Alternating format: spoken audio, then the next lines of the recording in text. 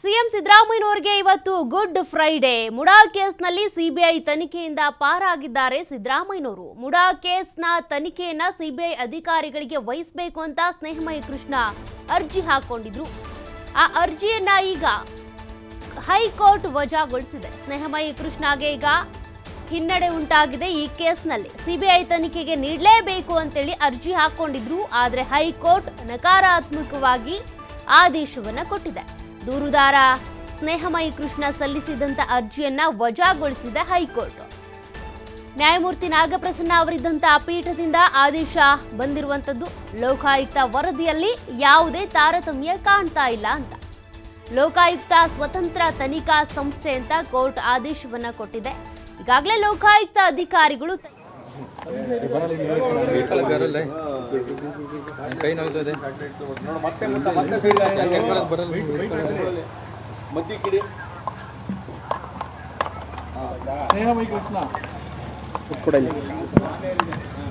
White ಬರ್ತೀರ ನೋಡಿ.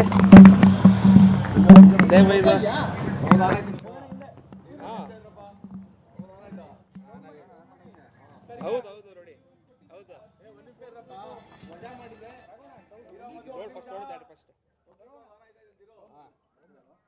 Free ವಾರ ಆಗೈತೆ ನೋಡೋಣ. ಬ್ಯಾಕ್ ಫೋರು ಸಚಿ ಆರಾಗಿಲ್ವಾ? ಸಚಿ ಗೊತ್ತಾಯಿಲ್ವಾ? ಗೊತ್ತಾಯ್ದ್ಯಾ? ಬರ್ತಿದ್ಯಾ? ಓಕೆ ಓಕೆ ಹಾ ಬಂದೆ.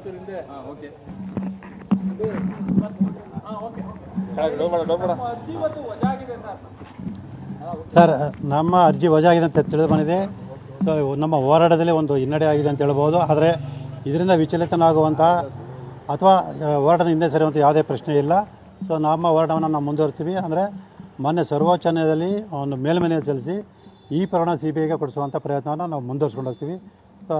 ಇದು ಏನು ಮಾನ್ಯ ನ್ಯಾಯಾಲಯ ಇವತ್ತು ತೀರ್ಪು ನೀಡಿದೆ, ಆ ತೀರ್ಪಿನಲ್ಲಿ ಯಾವ ಅಂಶಗಳನ್ನು ಪರಿಗಣಿಸಿ ನಮ್ಮ ಅರ್ಜಿಯನ್ನು ತಿರಸ್ಕಾರ ಮಾಡಿದೆ ಅನ್ನೋದನ್ನು ಪರಿಗಣಿಸಿ ಆ ಅಂಶಗಳಿಗೆ ನಾವು ಏನು ಉತ್ತರವನ್ನು ಕೊಡ್ಬೋದು ಮತ್ತು ಅದಕ್ಕೆ ಪೂರಕವಾಗಿ ಏನು ದಾಖಲೆಯನ್ನು ಕೊಡ್ಬೋದು ಅನ್ನೋದ್ರ ಬಗ್ಗೆ ನಮ್ಮ ವಕೀಲರ ಜೊತೆ ಚರ್ಚೆ ಮಾಡಿ ಕೂಡಲೇ ಈ ಪ್ರಕರಣವನ್ನು ಸಿಬಿಐ ಕೊಡಿ ಅಂತೇಳಿ ಮತ್ತು ಈ ಒಂದು ತೀರ್ಪನ್ನು ಪ್ರಶ್ನಿಸಿ ನಾವು ಮಾನ್ಯ ಸರ್ವೋಚ್ಚ ನ್ಯಾಯಾಲಯಕ್ಕೆ ಅರ್ಜಿಯನ್ನು ಸಲ್ಲಿಸ್ತೀವಿ.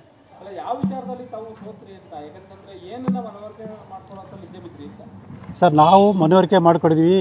ಏನು ಲೋಕಾಯುಕ್ತರು ಆರೋಪಗಳ ಜೊತೆ ಶಾಮೀಲಾಗಿ ತನಿಖೆಯನ್ನು ನಿಷ್ಪಕ್ಷಪಾತ ತನಿಖೆ ನಡೆಸಿಲ್ಲ ಅಂತೇಳಿ. ಆದರೆ ಮಾನ್ಯ ನ್ಯಾಯಾಲಯ ಯಾವ ಒಂದು ಅಂಶಗಳನ್ನು ಪರಿಗಣಿಸಿದೆ ಅನ್ನೋದು ಆ ತೀರ್ಪು ನೋಡಿದ ನಂತರ ನಮ್ಗೆ ಗೊತ್ತಾಗುತ್ತೆ. ಅದಾದ ನಂತರ ನಾವು ಈ ಪ್ರಕರಣ ಸಿಬಿಐಗೆ ಕೊಡಿಸುವಂಥ ಪ್ರಯತ್ನ ಖಂಡಿತವೂ ನಾವು ಮಾಡೇ ಮಾಡ್ತೀವಿ.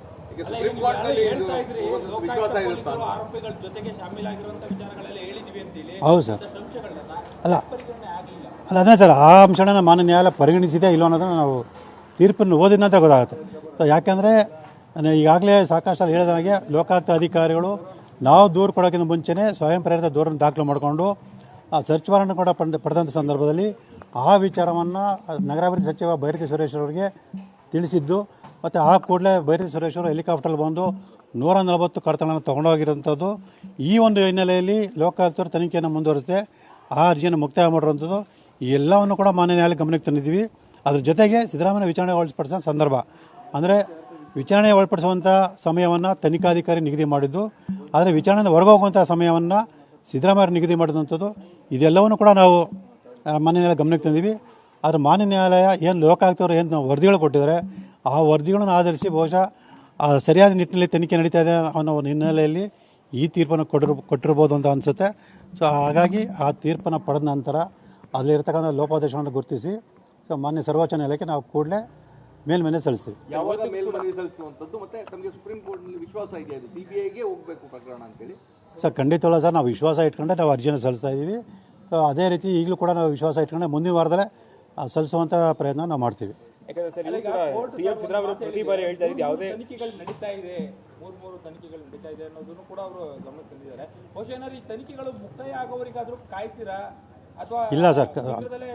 ಸರ್, ಇಲ್ಲಿ ಕಾಯ ಪ್ರಶ್ನೆನೆಲ್ಲ ಕೂಡಲೇ ನಾವು ಈ ಪ್ರಕರಣ ಮಾನ್ಯ ಸರ್ವೋಚ್ಚ ನ್ಯಾಯಾಲಯಕ್ಕೆ ಮೇಲ್ಮನವಿ ಸಲ್ಲಿಸ್ತೀವಿ. ಸೊ ಯಾಕೆ ಅಂತ ಹೇಳಿದ್ರೆ ಲೋಕಾಯುಕ್ತರು ಏಕಪಕ್ಷೀಯವಾಗಿ ತನಿಖೆ ನಡೆಸ್ತಾರೆ ನಮಗೆ ಈಗಾಗಲೇ ಸಾಕಷ್ಟು ಅನುಮಾನಗಳಿದೆ. ಅದಕ್ಕೆ ಪೂರಕವಾಗಿ ಸಾಕ್ಷ್ಯಗಳು ಇದೆ. ಅವರು ವ್ಯತಿರಿಕ್ತ ವರದಿನ ಸಲ್ಲಿಸಿದರೆ ಮತ್ತೆ ಅದನ್ನು ಪ್ರಶ್ನಿಸುವಂಥ ಒಂದು ಪ್ರಯತ್ನದಲ್ಲಿ ಸಾಕಷ್ಟು ವಿಳಂಬಗಳಾಗ್ಬೋದು. ಹಾಗಾಗಿ ನಾವು ಕೂಡಲೇ ಈ ಪ್ರಕರಣವನ್ನು CBI ಕೊಡಿ ಅಂತೇಳಿ ನಾವು ಮೇಲ್ಮನೆ ಸಲ್ಲಿಸ್ತೀವಿ. ಅಲ್ಲ, ಪ್ರಶ್ನೆ ಯಾಕೆ ಅಂತ ಹೇಳಿದ್ರೆ ಈಗ ಲೋಕಾಯುಕ್ತ ವರದಿಯನ್ನು ಸಲ್ಲಿಸಿ ಲೋಕಾಯುಕ್ತ ವರದಿಯಲ್ಲಿ ಏನಿದೆ ಅಂತ ನೋಡಿದ್ರೆ ಅದು ಪೂರಕ ಆಗುತ್ತಲ್ವಾ, ಅವರು ತನಿಖೆ ಸರಿಗೆ ಮಾಡಿದಾರಾ ಇಲ್ವಾ ಅನ್ನೋದಕ್ಕೆ ತಾವೇನು ಆರೋಪ ಮಾಡಿದ್ರಿ ಅದಕ್ಕೆ ಪೂರಕ ಅಂಶಗಳು ಸಿಗುತ್ತಲ್ವಾ ಅಂತ ಅದು ತಾವು ಸರ್ ಅದನ್ನೇ ಸರ್, ಈಗ ಮಾನ್ಯ ನ್ಯಾಯಾಲಯ ಆ ವರದಿಯನ್ನು ಯಾವ ರೀತಿ ಪರಿಗಣಿಸಿ ನೋಡಬೇಕು. ಸೊ ಯಾಕೆ ಅಂದರೆ ನನಗೆ ಬಂದಿರೋ ಮಾಹಿತಿ ಪ್ರಕಾರ ಲೋಕಾಯುಕ್ತ ಅಧಿಕಾರಿಗಳು ನಾವು ಸಿದ್ದರಾಮಯ್ಯನವರ 14 ನಿವೇಶನ ಸಂಬಂಧ ಮಾತ್ರ ತನಿಖೆ ಮಾಡ್ತಿದ್ದಾರೆ ಅಂತ ಮಾಹಿತಿ ಇದೆ. ಆದರೆ ನಾವು ನನ್ನ ಅರ್ಜಿಯಲ್ಲಿ ಮೈಸೂರು ನಗರ ಪ್ರಾಧಿಕಾರದಲ್ಲಿ 50 ನಡೆದಿರ್ತಕ್ಕಂಥ ಎಲ್ಲ ಅಕ್ರಮಗಳ ಬಗ್ಗೆ ಸಮಗ್ರ ತನಿಖೆ ನಡೆಸಬೇಕು ಅಂತ ಮನವಿ ಮಾಡ್ಕೊಂಡಿದ್ವಿ. ಸೊ ಈ ಎಲ್ಲ ಅಂಶವನ್ನು ಮಾನ್ಯ ನ್ಯಾಯಾಲಯ ಪರಿಗಣಿಸಿರೋದ್ರ ಬಗ್ಗೆ ನಾವು ಕೂಡ ತೀರ್ಪಿನಲ್ಲಿ ಪರಿಶೀಲನೆ ಮಾಡಿ ಸೊ ಅದನ್ನೆಲ್ಲ ಒಂದು ಪ್ರಶ್ನಿಸಿ ನಾವು ಮೇಲ್ಮನೆಯನ್ನು ಸಲ್ಲಿಸ್ತೀವಿ. ಯಾಕಂದ್ರೆ CM ಸಿದ್ದರಾಮಯ್ಯ ಅವರು ಇವತ್ತುವರೆಗೂ ನಾವು ತಪ್ಪೇ ಮಾಡಿಲ್ಲ ತಿಳ್ಕೊಬರ್ತೇವೆ. ಎಲ್ಲ ಒಂದು ಕಡೆ ಅದೆಲ್ಲವೂ ಕೂಡ ಇದು ಈ ತೀರ್ಪು ಇದ್ರೂ ಕೂಡ ಪೂರಕ ಆಗ್ತದೆ ಸರ್ ಈಗ. ಸರ್ ಯಾವುದೇ ಪೂರಕ ಇಲ್ಲ ಸರ್, ಇದು ತನಿಖೆ ಸಂಸ್ಥೆ ಬಗ್ಗೆ ಅಷ್ಟೇ ತೀರ್ಪು ಬಂದಿರೋಂಥದ್ದು. ಹಾಗಾಗಿ ತನಿಖೆ ಪೂರ್ತಿ ಮುಗಿದೋಗಿರೋವಾಗಲಿ ಅಥವಾ ಅಂತಿಮ ವರದಿ ಸಲ್ಲಿಸಿರೋ ಬಗ್ಗೆ ಆಗಲಿ ಯಾವುದೇ ಒಂದು ತೀರ್ಪು ಬಂದಿಲ್ಲ. ಹಾಗಾಗಿ ಬರೀ ತನಿಖಾ ಸಂಸ್ಥೆ ಬಗ್ಗೆ ಅಷ್ಟೇ ಬಂದಿರೋದ್ರಿಂದ ಸೊ ಯಾವುದೇ ತನಿಖಾ ಸಂಸ್ಥೆ ತನಿಖೆ ನಡೆಸಿ ಯಾವುದೇ ರೀತಿಯ ವರದಿ ಕೊಟ್ಟರೂ ಕೂಡ ಸೊ ಅದರ ಬಗ್ಗೆ ನಾವು ಮಾನ್ಯ ನ್ಯಾಯಾಲಯಕ್ಕೆ ಅಂದರೆ ನಾವೇನು ಆರೋಪ ಮಾಡಿದ್ವಿ ಅದಕ್ಕೆ ಸಂಬಂಧಪಟ್ಟ ಎಲ್ಲ ಸಾಕ್ಷ್ಯಗಳನ್ನು ಮಾನ್ಯ ನ್ಯಾಯಾಲಯ ಗಮನಕ್ಕೆ ತಂದು ಸೊ ತಪ್ಪಿತ ಶಿಕ್ಷೆ ಕೊಡಿಸುವಂಥ ಅವಕಾಶ ಮತ್ತು ಅದಕ್ಕೆ ಬೇಕಾದ ಎಲ್ಲ ಸಾಕ್ಷ್ಯಗಳು ನಂತರ ಇದೆ. ಹಾಗಾಗಿ ಆರೋಪಗಳು ಯಾವುದೇ ಕಾರಣಕ್ಕೂ ಕೂಡ ಈ ಒಂದು ಆರೋಪವನ್ನು ತಪ್ಪಿಸ್ಕೊಳ್ಳೋಕ್ಕೆ ಸಾಧ್ಯ ಇಲ್ಲ. ಅದೇ ಈ ತೀರ್ಪು ಪ್ರಕರಣದ ಮೇಲೆ ಪ್ರಭಾವ ಬೀರುತ್ತಾ ಅಂತೇಳಿ ಇದಕ್ಕೂ ಖಂಡಿತ ಇಲ್ಲ ಸರ್. ಇಲ್ಲಿ ಬರೀ ತನಿಖಾ ಸಂಸ್ಥೆ ತನಿಖೆ ನಡೆಸೋ ಬಗ್ಗೆ ಅಷ್ಟೇ ತೀರ್ಪಾಗಿರೋದ್ರಿಂದ ಸೊ ತನಿಖೆಯ ಬಗ್ಗೆ ಆಗಲಿ ಅಥವಾ ನನ್ನ ಆರೋಪಕ್ಕೆ ಬಗ್ಗೆ ಆಗಲಿ ಸೊ ಯಾವುದೇ ಒಂದು ವ್ಯತಿರಿಕ್ತ ಪರಿಣಾಮ ಬೀರಲ್ಲ. ಅಲ್ಲ, ಈ ಹೋರಾಟದಲ್ಲಿ ತಮಗೆ ಇದು ದೊಡ್ಡ ಸರ್ ದೊಡ್ಡ ಹಿನ್ನಡೆ ಸರ್, ಒಂದು ಸಣ್ಣ ಹಿನ್ನಡೆ ಸರ್. ಈಗ ಯುದ್ಧದಲ್ಲಿ ಸೋಲು ಗೆಲುವು ಮತ್ತು ಏರುಪೇರು ಇದ್ದೇ ಇರುತ್ತೆ. ಹಾಗಾಗಿ ಈಗ ಇದುವರೆಗೂ ಸಾಕಷ್ಟು ಜಯವನ್ನು ಗಳಿಸಿದ್ವಿ. ಇದೊಂದು ಸಣ್ಣ ಒಂದು ಹಿನ್ನಡೆ ಆಗಿದೆ. ಹಾಗಂತ ವಿಚಲಿತ ಆಗುವಂಥ ಒಂದು ವಿಚಾರ ಏನಿಲ್ಲ.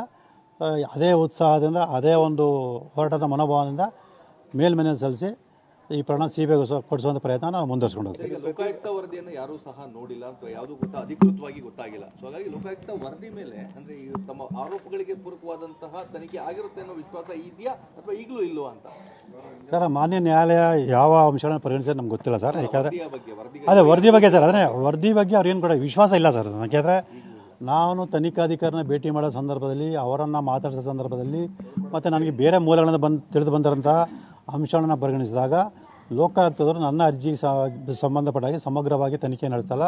ಅವರು ಏಕಪಕ್ಷವಾಗಿ ತನಿಖೆ ನಡೆಸ್ತಾಯಿದ್ರೆ ಆರೋಪಗಳನ್ನು ರಕ್ಷಣೆ ಮಾಡುವಂತಹ ಹಿನ್ನೆಲೆಯಲ್ಲೇ ಅವರು ತಮ್ಮ ಕರ್ತವ್ಯ ನಿರ್ವಹಿಸಿದ್ದಾರೆ ಅಂತೇಳಿ ನನಗೆ ಈಗಲೂ ಅನುಮಾನ ಇದೆ.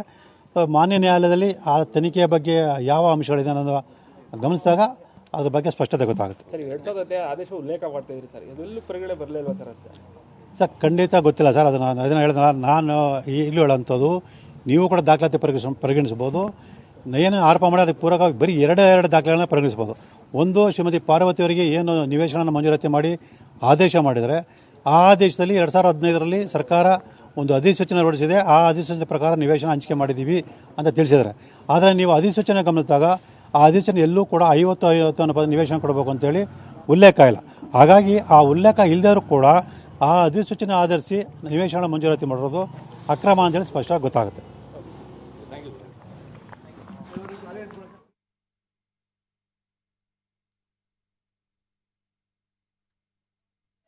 ಉಚ್ಚ ನ್ಯಾಯಾಲಯ 3 ವಿವಾದಾಂಶಗಳನ್ನು ಫ್ರೇಮ್ ಮಾಡಿತ್ತು. ಫ್ರೇಮ್ ಮಾಡಿದ ನಂತರ ಇವತ್ತು ನಾವೇನು ಸ್ನೇಹಮಯಿ ಕೃಷ್ಣ ಅವರು ಹಾಕಿದ್ರಲ್ಲ ಏನು ಪೆಟಿಷನನ್ನು, ಅದನ್ನು CBIಗೆ ತನಿಖೆಗೆ ವರ್ಗಾವಣೆ ಮಾಡಬೇಕಂತಕ್ಕಂಥ ನಮ್ಮ ವಾದ ಏನಿತ್ತಲ್ಲ, ಅದನ್ನು that petition came to be dismissed, ವಜಾ ಆಗಿದೆ. ಈಗ ನಂತರ ಇನ್ನೂ ನಮಗೆ ಸರ್ಟಿಫೈಡ್ ಕಾಪಿ ಸಿಕ್ಕಿಲ್ಲ. ಸರ್ಟಿಫೈಡ್ ಕಾಪಿ ಸಿಕ್ಕ ತಕ್ಷಣವೇ ಆ ಸರ್ಟಿಫೈಡ್ ಕಾಪಿಯನ್ನು ಸಂಪೂರ್ಣವಾಗಿ ಅಧ್ಯಯನ ಮಾಡಿ ಅದು ಏನು ಕೋರ್ಟ್ ಅಬ್ಸರ್ವೇಷನ್ ಇದೆ, ಫೈಂಡಿಂಗ್ಸ್ ಇದೆ, ಅದನ್ನು ನೋಡಿಕೊಂಡು ನಾವು ಸರ್ವೋಚ್ಚ ನ್ಯಾಯಾಲಯಕ್ಕೆ ಮೇಲ್ಮನವಿಯನ್ನು ಸಲ್ಲಿಸ್ತೇವೆ. ಇಲ್ಲ, ರೀಸನ್ಸ್ ಕೊಟ್ಟಿಲ್ಲ. ಈಗ ಆಪರೇಟಿವ್ ಪೊಸಿಷನ್ ಅಷ್ಟೇ ಹೇಳಿದ್ದಾರೆ ಅವರು, the petition came to be dismissed ಅಂತ. ಇನ್ನೂ ನಮಗೆ ಸರ್ಟಿಫೈಡ್ ಕಾಪಿ ಸಿಕ್ಕಿಲ್ಲ. ಆಲ್ರೆಡಿ ಅಪ್ಲೈ ಮಾಡ್ತೇವೆ. ಈಗ ನಾವೀಗ ಸರ್ಟಿಫೈಡ್ ಕಾಪಿ ಸಿಗಲಿ, ಸರ್ಟಿಫೈಡ್ ಇವತ್ತೇ ಸಿಗುತ್ತೆ. ಒಂದು ಸರ್ಟಿಫೈಡ್ ಕಾಪಿ ನಕಲು ಸಿಕ್ಕ ತಕ್ಷಣವೇ ನಾವು ಅದನ್ನು ಸಂಪೂರ್ಣವಾಗಿ ಅಬ್ಸರ್ವೇಷನ್ ಏನಿದೆ ಕೋರ್ಟದ್ದು ಮತ್ತು ಫೈಂಡಿಂಗ್ಸ್ ಏನಿದೆ ಅನ್ನೋದನ್ನು ನಾವು ಸಂಪೂರ್ಣವಾಗಿ ಅಧ್ಯಯನ ಮಾಡಿ ಮುಂದೆ ಮೇಲ್ಮನವಿಯನ್ನು ಯಾವ ರೀತಿ ಮಾಡಬೇಕು ಅನ್ನೋದ್ರ ಬಗ್ಗೆ ನಮ್ಮ ಸೀನಿಯರ್ ಕೌನ್ಸಿಲ್ ಜೊತೆ ಅದನ್ನು ಚರ್ಚೆ ಮಾಡಿ ನಾವು ಮುಂದಿನ ನಿರ್ಧಾರಗಳನ್ನು ತೆಗೆದುಕೊಳ್ತೇವೆ. ಸುಪ್ರೀಂ ಕೋರ್ಟ್ ಹೋಗೋದು ಪಕ್ಕ ಸರ್. ನಮಗೆ ವಿಶ್ವಾಸ ಇತ್ತು, ಸಂಪೂರ್ಣವಾದಂತಹ ವಾದಗಳನ್ನು ನಾವು ಮಾಡಿದ್ವಿ. ಆದರೂ ಗೌರವಾನ್ವಿತ ಘನ ನ್ಯಾಯಾಲಯ, ನಾವು ಅದಕ್ಕೆ ತಲೆ ಬಾಗಲಿಕ್ಕೇ ಬೇಕು. ತಲೆಬಾಗಿದ ನಂತರ ಕಾನೂನಿನ ಒಂದು ಪರಿವ್ಯಾಪ್ತಿಯಲ್ಲಿ ಮುಂದೆ ಮೇಲ್ಮನವಿಯನ್ನು ಯಾವ ರೀತಿಯಾಗಿ ಸಲ್ಲಿಸಬೇಕು ಅನ್ನೋದ್ರ ಬಗ್ಗೆ ನಾವು ವಿಚಾರ ಮಾಡಿ ನಮ್ಮ ಸೀನಿಯರ್ ಕೌನ್ಸಿಲ್ ಜೊತೆ ಮಾತಾಡಿ ನಮ್ಮ ಆನ್ ರೆಕಾರ್ಡ್ ಇರ್ತಕ್ಕಂಥ ಶ್ರೀಯುತ ವಸಂತ್ ಕುಮಾರ್ ಅವ್ರ ಜೊತೆನೂ ಕೂಡ ಚರ್ಚೆ ಮಾಡಿ ನಾವು ಮುಂದಿನ ನಿರ್ಧಾರಗಳನ್ನು ತೆಗೆದುಕೊಳ್ತೇವೆ. ಗೌರವಾನ್ವಿತ ಉಚ್ಚ ನ್ಯಾಯಾಲಯ 3 ವಿವಾದಾಶಗಳನ್ನು ಫ್ರೇಮ್ ಮಾಡಿತ್ತು. ಫ್ರೇಮ್ ಮಾಡಿದ ನಂತರ ಇವತ್ತು ನಾವೇನು ಸ್ನೇಹಮಯಿ ಕೃಷ್ಣ ಅವ್ರು ಹಾಕಿದ್ರಲ್ಲ ಏನು ಪಿಟಿಷನನ್ನು ಅದನ್ನು CBIಗೆ ತನಿಖೆಗೆ ವರ್ಗಾವಣೆ ಮಾಡಬೇಕಂತಕ್ಕಂಥ ನಮ್ಮ ವಾದ ಏನಿತ್ತಲ್ಲ ಅದನ್ನು that petition came to be dismissed, ವಜಾ ಆಗಿದೆ. ಈಗ ನಂತರ ಇನ್ನೂ ನಮಗೆ ಸರ್ಟಿಫೈಡ್ ಕಾಪಿ ಸಿಕ್ಕಿಲ್ಲ. ಸರ್ಟಿಫೈಡ್ ಕಾಪಿ ಸಿಕ್ಕ ತಕ್ಷಣವೇ ಆ ಸರ್ಟಿಫೈಡ್ ಕಾಪಿಯನ್ನು ಸಂಪೂರ್ಣವಾಗಿ ಅಧ್ಯಯನ ಮಾಡಿ ಅದು ಏನು ಕೋರ್ಟ್ ಅಬ್ಸರ್ವೇಷನ್ ಇದೆ, ಫೈಂಡಿಂಗ್ಸ್ ಇದೆ, ಅದನ್ನು ನೋಡಿಕೊಂಡು